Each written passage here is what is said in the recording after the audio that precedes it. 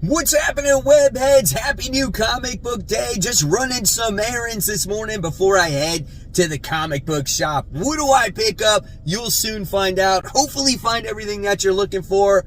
So I will see you in a second. Let's roll out. Welcome to Spider Slayer's Comic Book Haul. This is episode 651.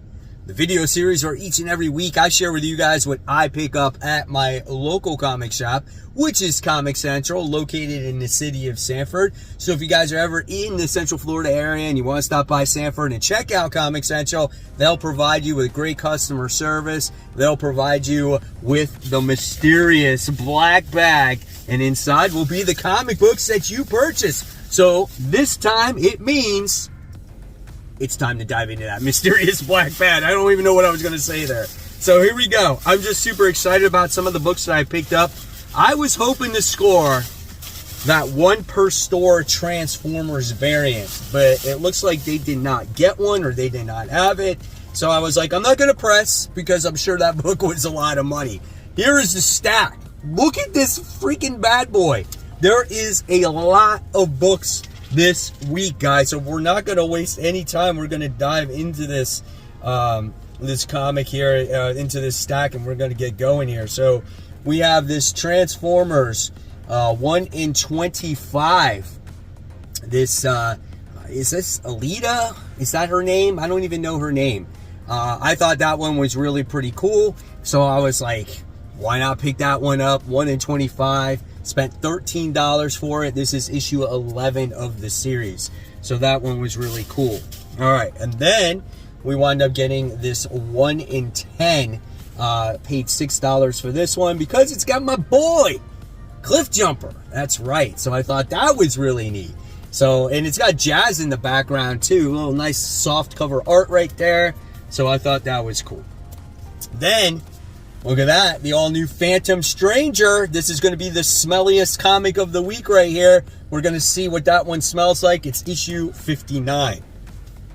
Then we wound up scoring this Wolverine issue 27, Marvel Knights. Look at that cover. I just bought it for the cover. I don't even care about this story. I thought that was a great-looking cover. It was in wonderful-looking shape right there. So absolutely beautiful, beautiful looking comic. All right, and then I think that is it when it comes to, holy cow, this is a lot, to the rest of the books for this week. All right, let's get going. Green Lantern, this is issue 14, a tie-in to Absolute Power. So look at that artwork inside. How they're going to continue the story in this, I'm not sure. But we got the Amazo robot in there.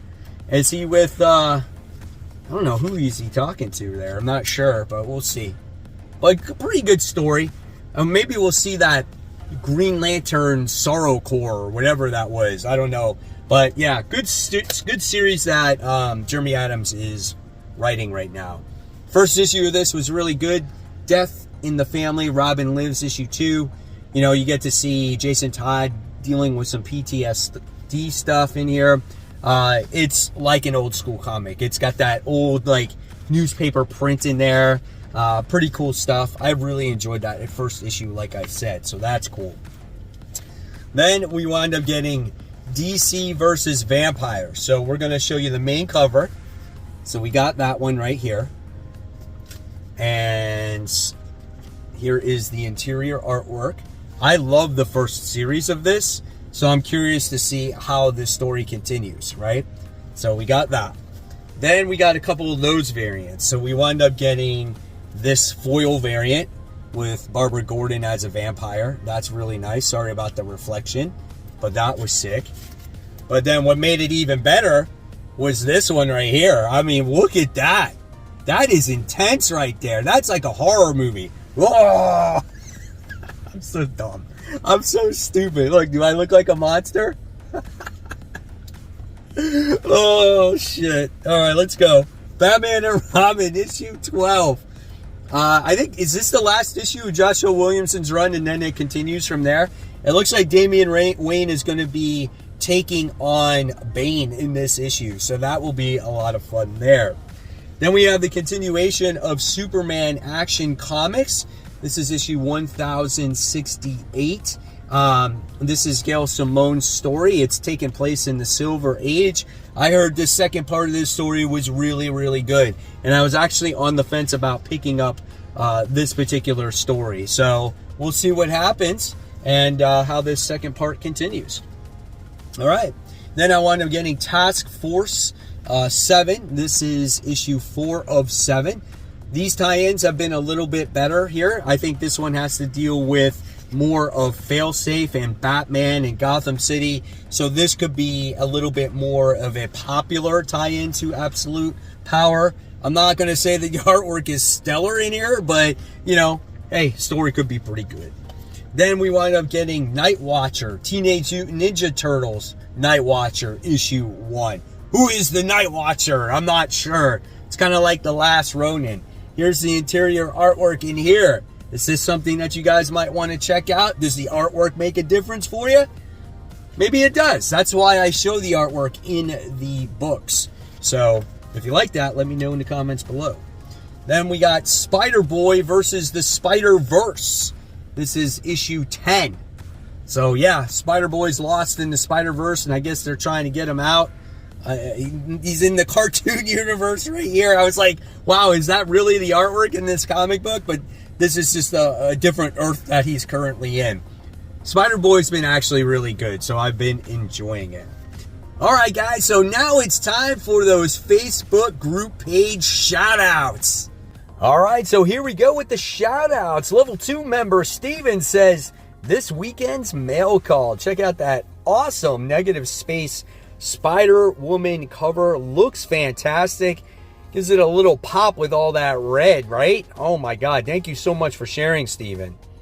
Then we have Sylvia, who's a level 1 member, and said, picked this up at San Diego Comic-Con. Jeff Johns was so sweet. Love his comics. He drew and signed my copy. That is pretty sick right there, as he drew Tyreek, which is Geiger, on the copy, and we get to see all the different covers. Really cool. Thank you so much for sharing, Sylvia. Then we have Shane, who's our level 2 member here. He said, finally got my grails, and these are your 2 books that I don't have. He's got a 9.6, that classic Todd McFarlane cover right there with Incredible Hulk. And then we wind up getting to see the new Mutants, the first appearance of Deadpool on there. Super cool, man. Congratulations. And it's signed as well. So great stuff. And then we have Rio. Is that how you say your name? I'm so sorry if I said it wrong. He said, awesome day today. Went to my comic shop to get my pickup. Jim Lee was there today doing a meet and greet and signings. He is a down-to-earth person, very nice and friendly. That's not every day where you just walk into your comic shop and go, hey, look who's here, it's Jim Lee. That is great. Thank you so much for sharing that. And if you guys want to become part of the Facebook group, just head on over to Facebook, search for Comic Book Corner 2.0 Webheads Unite, and it'll pop up. You got to answer a few questions, follow the community guideline rules, and once you do that, I will approve you, give you access to this awesome comic book community that I created here on Facebook, where you guys can talk about all kinds of different stories, the books you picked up for the week, trades that you're currently reading, things like that. Just anything and everything that has to deal with comics, as long as it's in good taste. And you never know when you can get shouted out for future New Comic Book Day hauls. Continuing on, we have X Factor. This is issue 1. This is the variant cover as it showcases Havoc on there. Had to get that one. This cover looked phenomenal at the shop. It didn't do really much justice on a digital image, but when I saw it at the comic book shop, I was like, damn. And so I was a huge fan of X Factor back in the 80s. I don't know if this is going to be the same thing, but I am looking forward to it. Got pretty cool facial expressions in there. Morph is in here, so I don't know. We'll see, man. That's cool. All right. And then we got Werewolf by Night. So I wound up getting 2 copies. It's super gory. It's inappropriate. 2 different versions of it. One I'll open, and then one I'll keep sealed. So I wound up getting that. So we'll see what happens with Werewolf by Night. And then I wound up getting X-Men issue 2. So hopefully the story continues to develop a little bit more. We get away from some of the Krakoa stuff. And this book is not all over the place. And there's a lot of story threads that went on, though, in the first issue. Here's some more of that Ryan Stegman artwork. And just a reminder, like, Ryan Stegman's not going to be on this book very long. You're going to get a new artist eventually. So we'll see what happens going forward here with X-Men issue 2. So with that, I got this beautiful J. Scott Campbell Magic cover. I thought that was really nice, so had to pick that one up. I think this goes alongside with a Psylocke cover that was made earlier for issue 1. Here is the X Factor main cover, so if you just want to collect the main cover, we got this one as well. And then for the Wolverine fans out there, right now we have Wolverine Annual, and this continues the Infinity Watch storyline. Pretty decent cover there. Here's the interior artwork here, and this has been a story about Thanos trying to get like the Infinity Stones, but the stones are in these individuals, and our heroes are coming across these individuals. So some of these stories have been okay, and some of them have been kind of a miss. So I wound up getting the Wolverine one.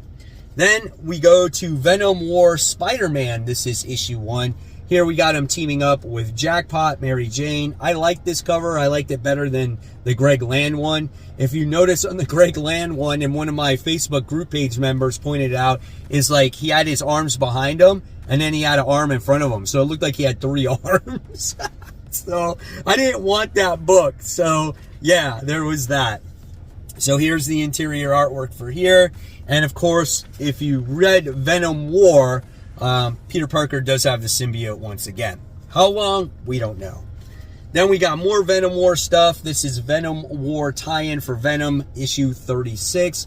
Homage to the first appearance of the Punisher, which I think is pretty cool. You got the Molten Man right there as well. You got old man Dylan going out like Cable, you know, trying to fix things in the universe. Will that actually happen? I don't know.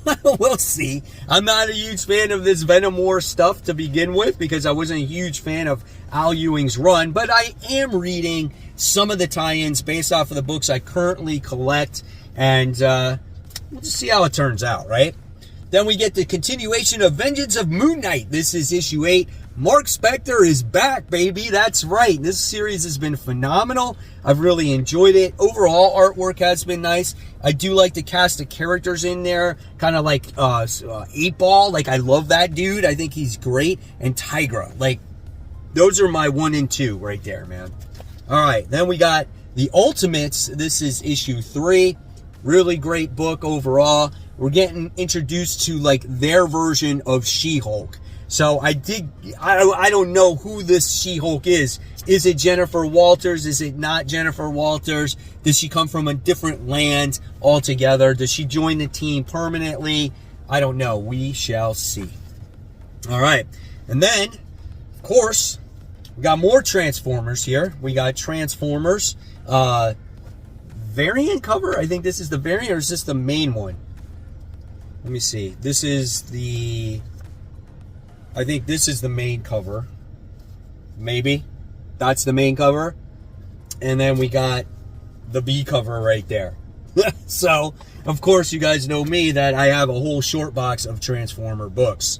Then we got the Spider Society issue 1. So if you're not tired of the Edge of Spider-Verse characters yet, hold on, guys. We got more, right? But I think this might be the end of the Spider-Verse stuff for a while, I hope, because it has been a little bit of an oversaturation. So we'll see what this last maybe Edge of Spider-Verse event has to offer for readers. I definitely want to know in the comments below, are you guys burnt out to this, or are you picking this up? All right, then we got number 1 here. We got Sir. So this is a cool book. This is a book about people that ride motorcycles and they joust on the motorcycles. Come on, man, right? Let's check it out. Let's see the interior artwork. Let's see a page with some action. No more talking in here.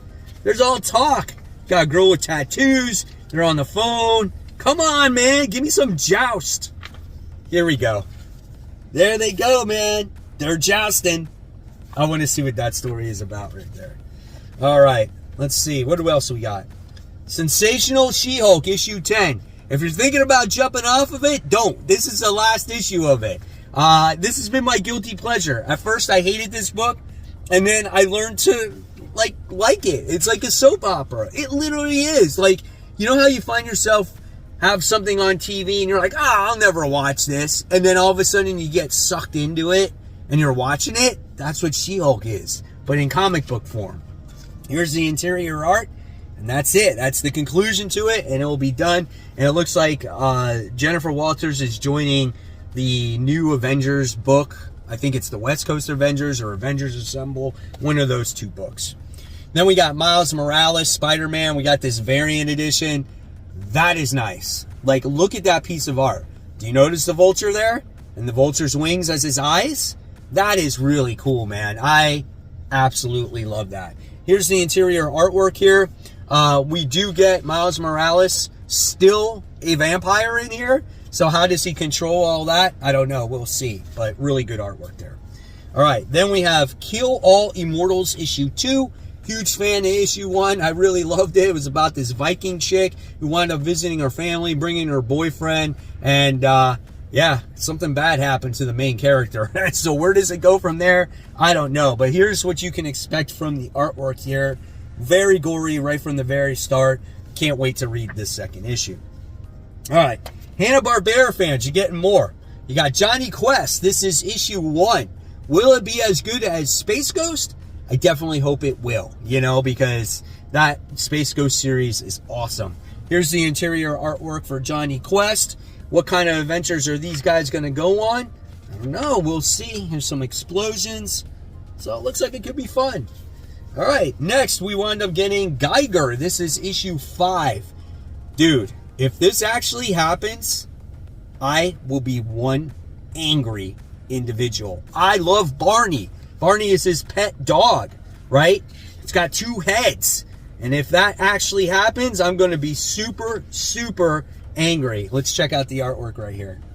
Really, really good stuff. Now, someone told me, and I'm not sure if this is true, and let me know if you heard this, that Gary Frank is not going to be on the book going forward.